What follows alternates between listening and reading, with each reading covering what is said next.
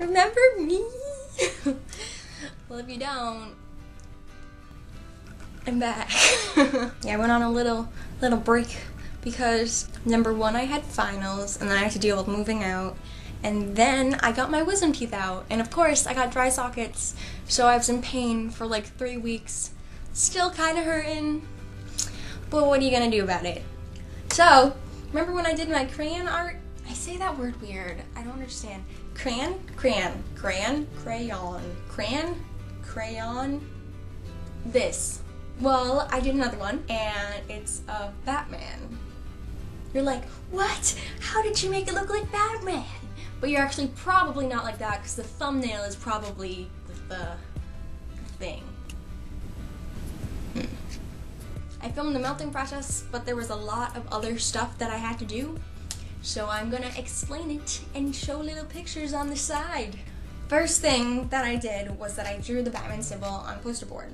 After that, I covered it up with painter's tape, which took a lot longer than I anticipated. Covering it up with the tape probably took 1 to 2 hours just because of all the cutting and making sure it was right, and I didn't want the crayons on the poster board, so I glued them onto a separate piece of cardboard and taped it above, and I snapped all the crayons in half so I could have more crayons. But I suggest that you don't do that because when I did that, as I was heating, the whole crayon would just fall out and land on the floor. So that was interesting. At first it didn't end up how I really wanted it to be because it didn't melt down as far as I wanted it to because the crayons fell out of the crayon socket. So then there was nothing left to melt, and I was just like, but I'm not done.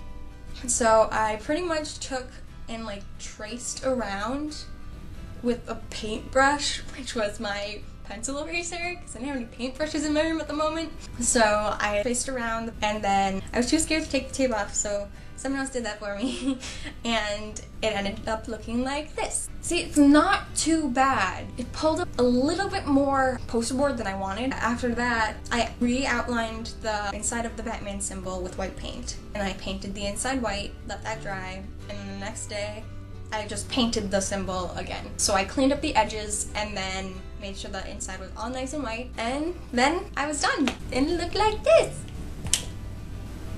Or I can just show you. See, I think it came out pretty good.